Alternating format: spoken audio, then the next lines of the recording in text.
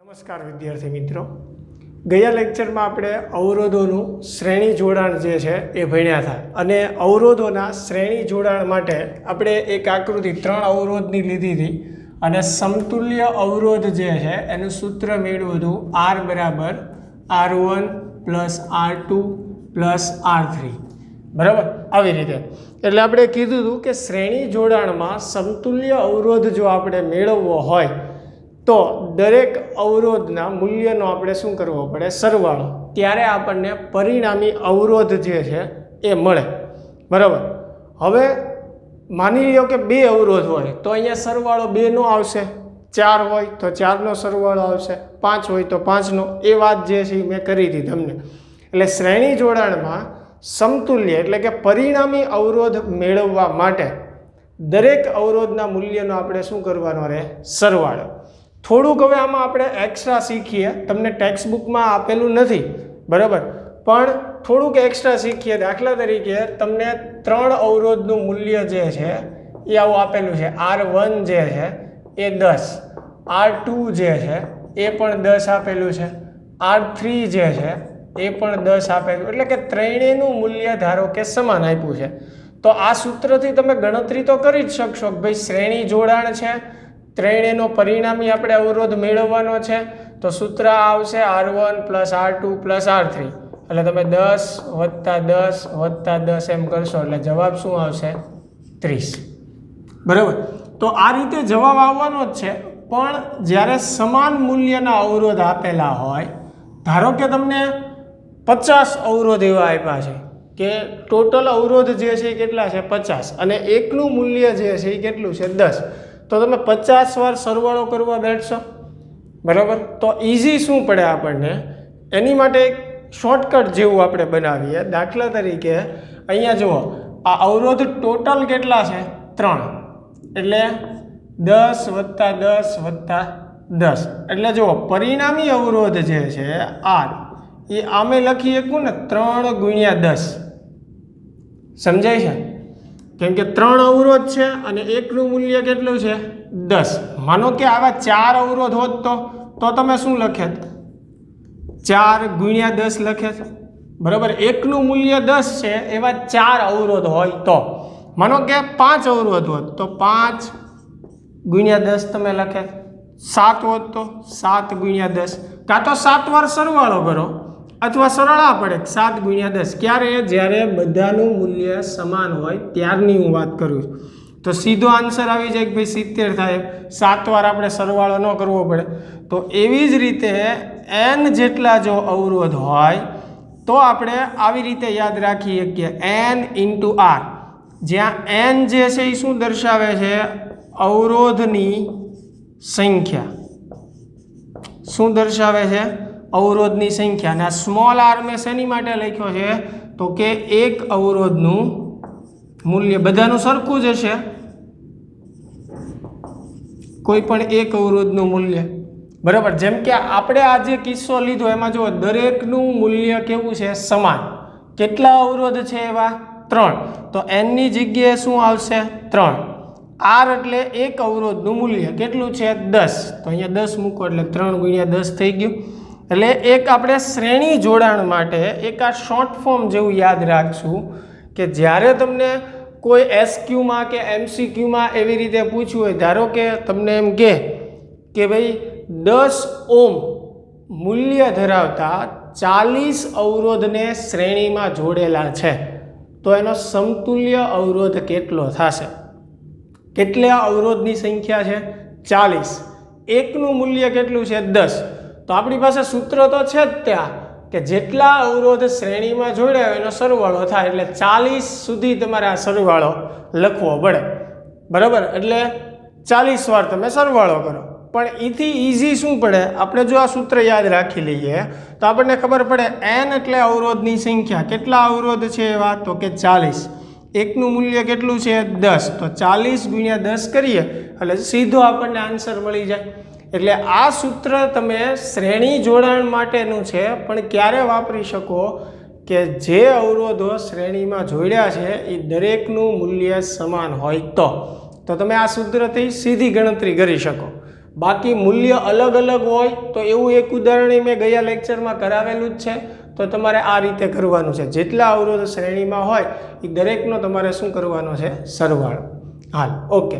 હવે આગળ એક નવી થિયરી આપણે શરૂ કરીએ, અવરોધનું સમાંતર જોડાણ.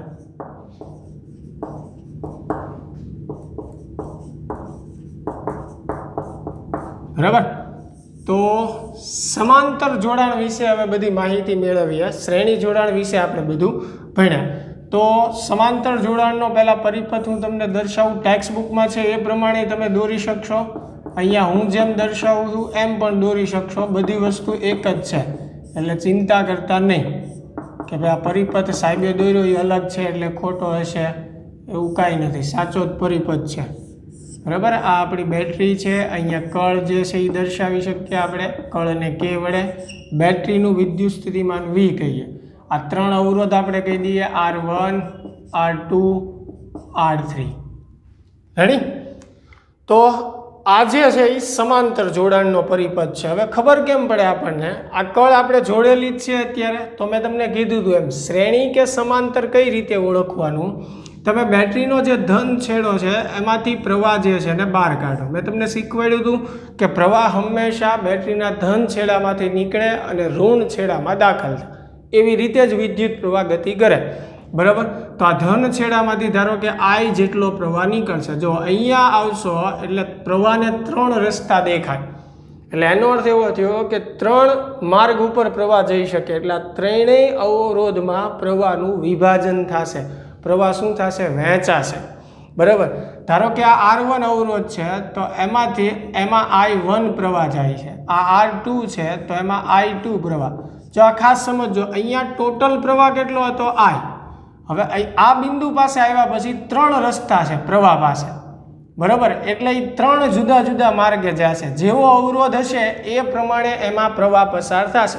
અવરોધ વધારે હોય તો ઓછો પ્રવાહ જાય, અવરોધ ઓછો હોય તો થોડોક વધારે પ્રવાહ જાય એમ. પણ ત્રણેય અવરોધમાં પ્રવાહ વહેંચાશે. એટલે R1 નો આપણે પ્રવાહ I1 કહીએ, R2 નો I2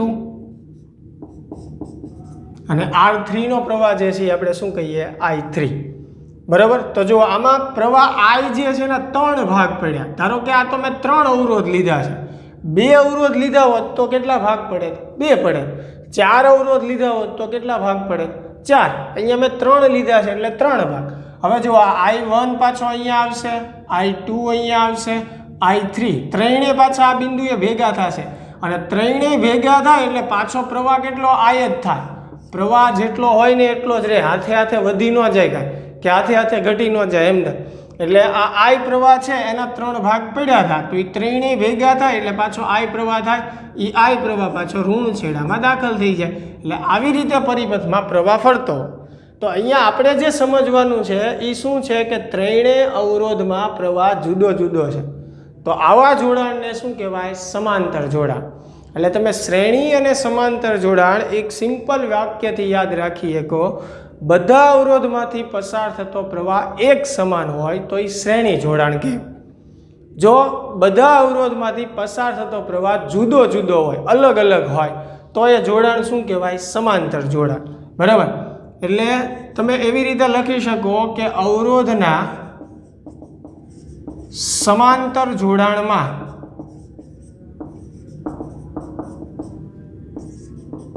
દરેક અવરોધમાંથી પસાર થતો પ્રવાહ જુદો જુદો હોય છે. એટલે સમાંતર જોડાણની વ્યાખ્યા તમે એમેય આપી શકો કે અવરોધોના જોડાણમાં જો દરેક અવરોધમાંથી પસાર થતો પ્રવાહ જુદો જુદો હોય તો એવા જોડાણને શું કહેવાય? સમાંતર જોડાણ કહેવાય.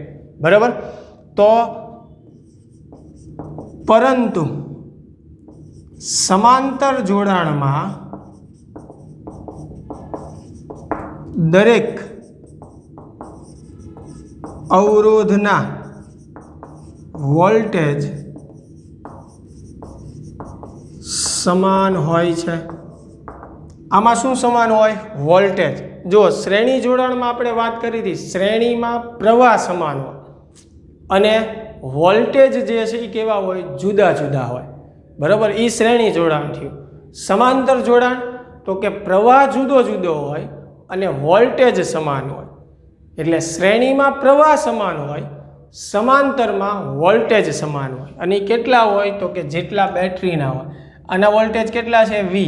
એટલે આ અવરોધના વોલ્ટેજ એ V જ રહેશે, આના વોલ્ટેજ એ V જ રહેશે અને આના વોલ્ટેજ એ V જ રહેશે, બરાબર. અને રહેવાનું કારણ શું છે? તો કે બંનેનો પ્રવાહ જે છે અને અવરોધ જુદા જુદા છે. એટલે તમે I3 ગુણ્યા R3 કરો ને એટલે V જ આવે, I2 ગુણ્યા R2 કરો ને એટલે એનો જવાબ V જેટલો જ આવે. એ જ્યારે આવા દાખલા આવશે ત્યારે ગણીને વધારે સમજાવીશ, પણ એટલું મગજમાં ફિક્સ કરી નાખજો કે શ્રેણી જોડાણમાં પ્રવાહ સમાન હોય અને વોલ્ટેજ જુદા જુદા હોય. સમાંતર જોડાણમાં વોલ્ટેજ સમાન હોય અને પ્રવાહ કેવો હોય? જુદો જુદો. એટલે જ્યારે પ્રવાહના ભાગ પડે એટલે એ જોડાણ કયું કહેવાય? સમાંતર જોડાણ કહેવાય. તો હવે અહીંયા જુઓ, શ્રેણી જોડાણમાં આપણે શેનો સરવાળો કર્યો હતો? વોલ્ટેજનો. કેમ કે વોલ્ટેજ કેવા હતા? જુદા જુદા. પહેલા અવરોધના V1, બીજાના V2, ત્રીજાના V3 અને ત્રણેયનો સરવાળો કરીએ એટલે ટોટલ વોલ્ટેજ V મળે. પણ એ શેમાં આપણે કર્યું હતું? શ્રેણી જોડાણમાં. આપણે અત્યારે વાત શેની કરીએ છીએ? સમાંતરની. હવે સમાંતરમાં તો વોલ્ટેજ સમાન હોય, બધાના V જ હોય, તો એનો સરવાળો નથી કરવાનો. તો અહીંયા સરવાળો કોનો આવશે? તો કે પ્રવાહનો. કેમ કે ટોટલ પ્રવાહ કેટલો હતો? I. એ I પ્રવાહ ત્રણ ભાગમાં વહેંચાય છે, I1, I2 ને I3, બરાબર. તો અહીંયા આ ત્રણેય પ્રવાહનો સરવાળો કરો તો એ કોના જેટલો થાય? તો કે I જેટલો. એટલે આપણે આમ લખી શકીએ I બરાબર I1 plus I2 plus I3. હવે ઓમના નિયમમાં આપણે ભણી ગયા I બરાબર શું થાય? V/R. તો અહીંયા I ની જગ્યાએ હું સૂત્ર મૂકું V/R. એવી જ રીતે I1 માટે લખું તો I1 એટલે જો વોલ્ટેજ ત્યાં કેટલા છે? V જ તે, પણ અવરોધ કેટલો છે? R1. એટલે આના સૂત્રમાં આવશે V/R1. એવી રીતે I2 માટે લખશું એટલે V/R2. I3 માટે લખશું એટલે V/R3. હવે આ બાજુ V/R જે છે એમને આ બાજુથી V સામાન્ય કાઢું તો અંદર આવે 1/R1 plus 1/R2 plus 1/R3, બરાબર. V જે છે મેં આ બાજુથી સામાન્ય કાઢ્યું તો સામે કેન્સલ થઈ જાય, V સરખું હોય તો 1/R બરાબર 1/R1 plus 1/R2 plus 1/R3. તો આ જે સૂત્ર મળ્યું આપણને એ સમાંતર જોડાણમાં સમતુલ્ય અવરોધ મેળવવાનું સૂત્ર થયું. આ R જે છે એને શું કહેવાય? સમતુલ્ય અવરોધ કહેવાય, પરિણામી અવરોધ કહેવાય, અથવા કુલ અવરોધ તમે કહી શકો. એટલે શ્રેણી જોડાણમાં જુઓ સીધો સરવાળો થતો હતો, પણ સમાંતર જોડાણમાં કઈ રીતે સરવાળો થાય છે? 1/છેદમાં લઈને. એટલે બે સૂત્ર અલગ છે, જવાબ એ અલગ આવશે. એટલે 1/R બરાબર 1/R1 plus 1/R2 plus 1/R3. આ તો આપણે ત્રણ અવરોધ લીધા ઉદાહરણ તરીકે. ધારો કે 4 અવરોધ હોત તો 4 અવરોધ માટે આ જ સૂત્ર આપણે આમ લખવું પડે, 1/R બરાબર 1/R1 plus 1/R2 plus 1/R3 plus 1/R4. 5 હોત તો હજી આપણે 5 અવરોધ માટે આમ લખવું પડે 1/R1 plus 1/R2 plus 1/R3 plus 1/R4 plus 1/R5. એટલે મારા સમજાવવાનો અર્થ તમને એટલો જ છે કે જેટલા અવરોધ સમાંતરમાં હોય એ અવરોધ માટે 1/છેદમાં કરી અને આવી રીતે તમારે સરવાળો કરવાનો રહે. 4 હોય તો 4 સુધી, 3 હોય તો 3 સુધી, 2 હોય તો 2 સુધી, 6 હોય તો 6 સુધી. એવી રીતે તમારે સરવાળો કરવાનો રહેશે. એટલે આ સમાંતર જોડાણનું સૂત્ર છે, એમાં આવી રીતે સમતુલ્ય અવરોધ મળશે. આ જે છે એ શ્રેણી જોડાણનું છે. એટલે 2 મિનિટ હું બોર્ડ પાસેથી ખસી જાઉં છું, એટલે વિડીયો પુશ કરી અને તમારે જે કાંઈ નોટ ડાઉન કરવાનું હોય એ બધું નોંધ કરી લેજો, પછી આપણે આગળ વધીએ. ઓકે, ચાલો. તો વિડીયો પુશ કરીને તમે લખી લીધું હશે એવી આશા રાખું છું. હવે થોડુંક આમાં આગળ આપણે વાત કરીએ.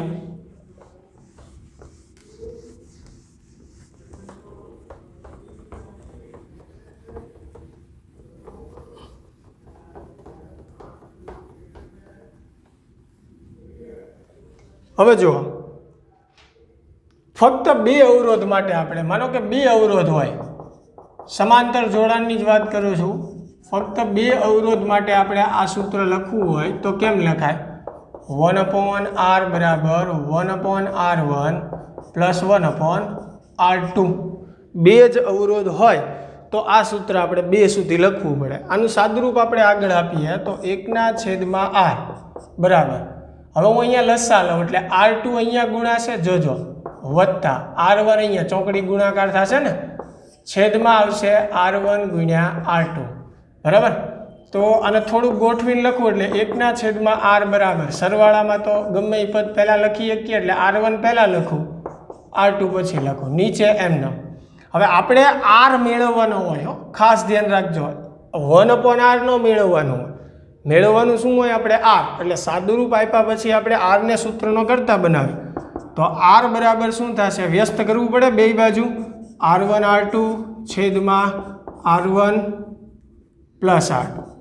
તો બે અવરોધ માટે આ સૂત્ર જે છે એ આપણે આમે યાદ રાખી શકીએ. આ રીતે જવાબ આવશે જ તે, આ વધારે સરળ પડશે. એટલે આપણે બે અવરોધ માટે આ રીત ફક્ત બે અવરોધ માટે જ વાપરવાની છે. ખાસ ધ્યાન રાખજો, ઉપર ગુણાકાર, નીચે સરવાળો, r1 r2 છેદમાં r1 પ્લસ r2 બરાબર. હવે આમાં ત્રણ અવરોધ આપેલા હોય તો ફરજિયાત આ જ રીતે સૂત્ર વાપરવાનું છે બરાબર. નહીતર ઘણા પાછું શું કરે, એમાં ત્રણ અવરોધ આપેલા હોય તો કે સાહેબે બે અવરોધ માટે તો શીખવાડ્યું જ છે, તો કે ત્રણ માટે આમ થતું હશે, r બરાબર r1 r2 r3 છેદમાં r1 plus r2 plus r3, આવું થતું હશે. કે આવું થાય નહીં, એટલે ખાસ ધ્યાન રાખજો, એ ખોટું છે. કેમ કે અહીંયા તમે વિચાર કરો, આ ત્રણ અવરોધ હોય તો લસા લ્યો તો આ બે અહીંયા ગુણાય એટલે અહીંયા r2 ગુણ્યા r3 આવે, અહીંયા r1 ગુણ્યા r3 આવે, અને અહીંયા r1 ઇન્ટુ r2 આવે, અને નીચે લસા r1 r2 r3, પછી વ્યસ્ત કરવાનું. એટલે બે માટે જ ફક્ત આવું સૂત્ર બનશે આમાં બરાબર, ત્રણ માટે આવું સૂત્ર બનાવવાનું નથી. એટલે બે માટે જો તમને કન્ફ્યુઝન થતું હોય તો આ એક જ રીત યાદ રાખો, 1 કરીને સરવાળો કરવાનો. બે માટે તે, ત્રણ માટે, ચાર કે પાંચ માટે બરાબર. પણ આ હું એટલે સૂત્ર તમને શીખવાડી રહ્યો છું કે આ વધારે સરળ પડશે સાદુરૂપ આપવામાં બરાબર. બાકી આ સૂત્ર વાપરશો તોય આન્સર સરખો જ આવવાનો છે, એટલે એની કોઈ ચિંતા નથી બરાબર. હવે એક ઉદાહરણ લઈને આપણે સમજીએ. દાખલા તરીકે બે અવરોધ તમને આપ્યા છે, r1 બરાબર 10 ઓમ આપેલું છે બરાબર, અને r2 બરાબર 100 ઓમ આપેલું છે. આ બે સમાંતર જોડાણમાં છે.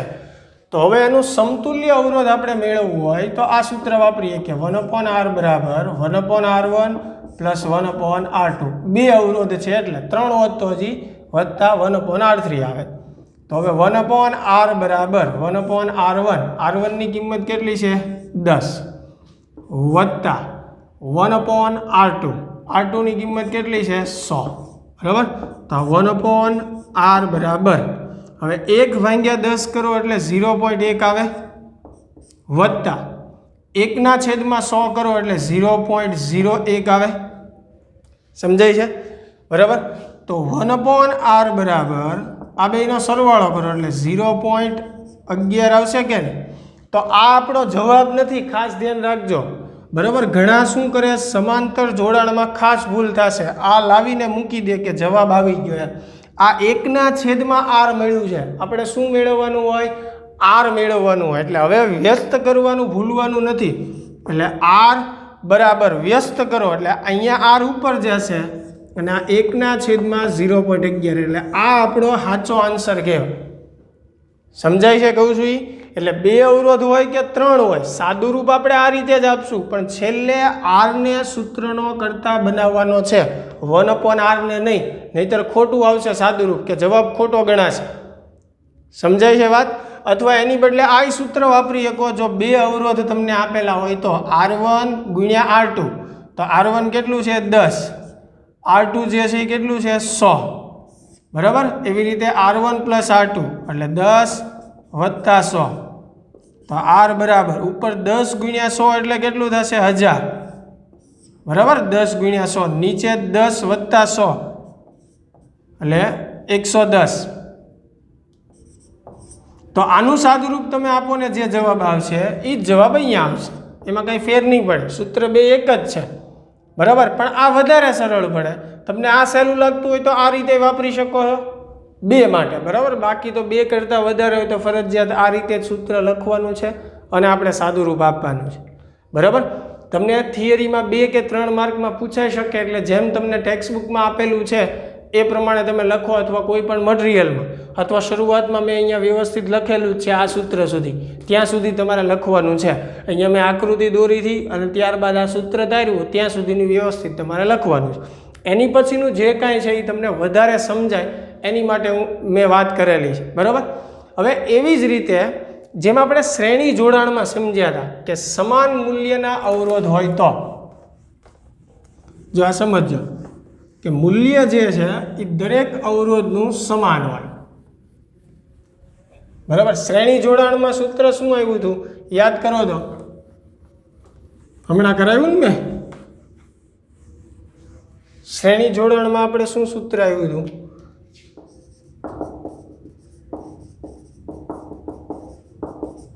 સમાન મૂલ્યના હોય ત્યારે હો,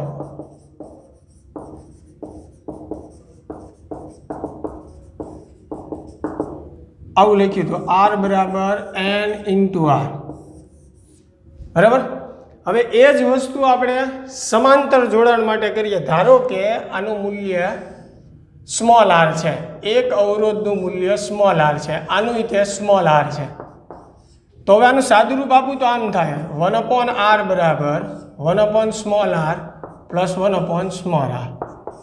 તો હવે 1 + 1 એટલે ઉપર 2 આવશે, નીચે r. તો r બરાબર હવે વ્યસ્ત કરવાનું શું થશે r/2 આમ આવ્યું. હવે માનો કે જો આમાં 3 હોત તો શું આવે r/3, 4 હોત તો શું આવે r/4, 5 હોત તો શું આવે r/5. શેની વાત કરું છું? સમાંતર જોડાણની.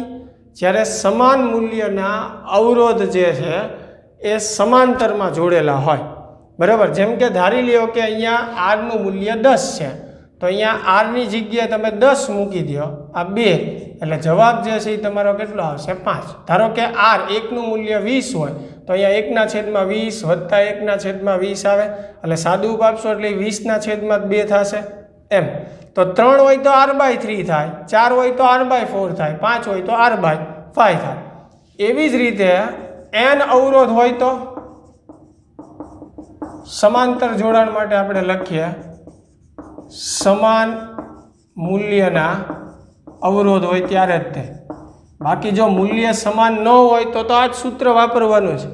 પણ આ તો દરેક અવરોધનું મૂલ્ય સમાન હોય તો આ જ સૂત્ર n અવરોધ માટે શું થાય r/n બરાબર. જેમ અહીંયા 5 હોય તો 5 આવતા હતા, 4 હોય તો 4, n અવરોધ હોય તો n. તો જ્યાં n જે છે એ શું દર્શાવે છે? બે સૂત્રમાં અવરોધની સંખ્યા દર્શાવે છે બરાબર. r શું દર્શાવે છે? એક અવરોધનું મૂલ્ય દર્શાવે છે બરાબર. આ વધારાનું એક્સ્ટ્રા તમને કહું, ન ખબર પડે તો ચિંતા ન કરતા, પણ આ ક્યારેક એવું એક્સ્ટ્રા પૂછાઈ જાય તો તમને કામ લાગે એવું છે એટલા માટે હું શીખવાડી રહ્યો છું. બાકી ટેક્સ્ટબુકમાં જે શ્રેણી અને સમાંતરના સૂત્ર આપ્યા છે એટલું યાદ રાખો તોય ઇનફ છે. અને ખાસ એ પણ જરૂરી છે કે તમને ખબર પડવી જોઈએ કે શ્રેણી જોડાણ છે કે સમાંતર જોડાણ છે બરાબર. એટલે ફરીને એકવાર તમને યાદ કરાવી દઉં, શ્રેણી અને સમાંતર બંને જોડાણ જે છે આપણે ભણી ગયા બરાબર. એની માટે આ એક્સ્ટ્રા વાત કરી. ટૂંકમાં આપણે શ્રેણી જોડાણ ને સમાંતર યાદ રાખવા હોય તો કઈ રીતે યાદ રાખી શકીએ? તો કે શ્રેણી જોડાણમાં દરેકમાંથી પસાર થતો પ્રવાહ સમાન હોય અને વોલ્ટેજ જુદા જુદા હોય. સમાંતર જોડાણમાં દરેકમાંથી પસાર થતો પ્રવાહ જુદો જુદો હોય અને વોલ્ટેજ સમાન હોય. એટલે આ શ્રેણી અને સમાંતર જોડાણની વાત થઈ. ક્લિયર બાળકો? તો નેક્સ્ટ લેક્ચરમાં આપણે આને રિલેટેડ તમને જે ટેક્સ્ટબુકમાં ઉદાહરણ આપેલા છે એ ગણીશું. એટલે એ પહેલાં શ્રેણી અને સમાંતર જોડાણ ખાસ વ્યવસ્થિત જોઈ લેજો. Thank you.